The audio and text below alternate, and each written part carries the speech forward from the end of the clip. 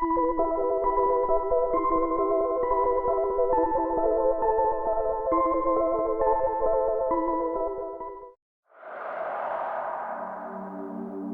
tahun 2017, Dini, seorang karyawan baru di Jakarta, mencari kos yang murah dekat kantornya. Ia menemukan sebuah kos-kosan di kawasan Palmerah.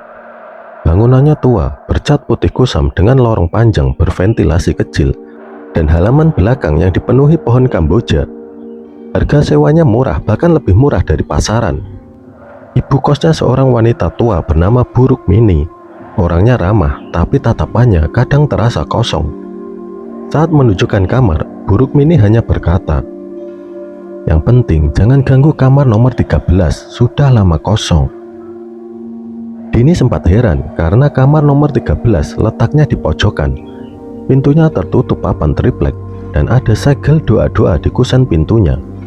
Tapi ia tidak terlalu memikirkannya. Ia memilih kamar nomor 9 yang dekat tangga. Kos-kosan itu punya lorong panjang dengan lampu neon putih yang kadang redup. Saat malam, suasana terasa sunyi. Hanya suara tikus yang terdengar di atap. Penghuni kosnya sedikit, kebanyakan mahasiswa dan pekerja. Tapi anehnya, tak pernah ada yang lewat lorong menuju kamar 13. Setiap malam, Dini sering mendengar suara gesekan seperti benda berat digeser dari arah kamar yang disegel itu. Kadang, terdengar seperti orang berjalan dengan pelan di lorong, padahal semua penghuni sudah tidur. Malam ketiga, sekitar pukul 2 pagi, Dini terbangun karena suara ketukan pelan di dinding sebelah kamarnya. Tok, tok, tok. Lambat dan berulang. Ia mencoba mengabaikan, mengira itu tikus, tapi suara itu berpindah ke pintu kamarnya. Tok, tok, tok. Dengan gemetar, ia bertanya, Siapa? Tak ada jawaban. Saat ia mengintip dari lubang pintu, lorong itu kosong. Lampu neon hanya berkedip. Tapi ketika ia menutup lubang pintu, dari balik dinding ia mendengar suara perempuan berbisik lirih.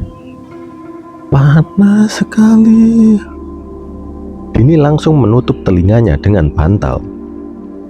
Besok paginya, Dini cerita pada salah satu tetangga kos, seorang mahasiswa bernama Rio. Rio menatapnya serius. "Kamu tidur di dekat kamar 13 ya? Memang dari dulu sering ada suara kayak gitu. Dulu katanya ada mahasiswi tinggal di situ. Dia depresi, lalu mengakhiri hidup dengan membakar diri di dalam kamar itu. Sejak itu, kamar 13 ditutup rapat, tapi tiap malam suaranya suka kedengaran." Dini merinding.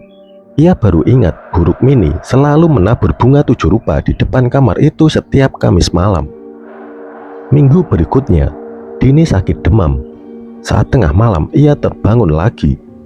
Kali ini, ia mencium bau gosong seperti rambut terbakar. Ia membuka pintu sedikit. Lorong terlihat sepi. Tapi di ujung lorong, di depan kamar 13, ia melihat sesosok perempuan. Rambutnya panjang menutupi wajah, bajunya compang-camping, kulitnya gosong di beberapa bagian, duduk meringkuk sambil berbisik, "Panas, panas." Dini buru-buru menutup pintu dan mengunci rapat. Dari balik pintu, ia mendengar suara cakaran seperti kuku panjang menggores kayu. Semakin lama, semakin keras. Keesokan harinya, Dini memutuskan pindah kos. Saat pamit pada Bu Rukmini, ia memberanikan diri bertanya soal kamar 13. Bu Rukmini terdiam lama, lalu berkata pelan,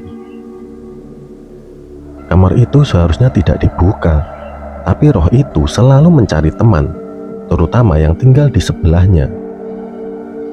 Dini langsung pulang dengan membawa kopernya, tapi saat merapikan barang terakhirnya, ia menemukan di bawah pintu sehelai rambut panjang gosong yang baunya menyengat. Sejak pindah kos, Dini sering mimpi buruk tentang lorong itu. Kadang ia terbangun tengah malam dan mencium bau rambut terbakar.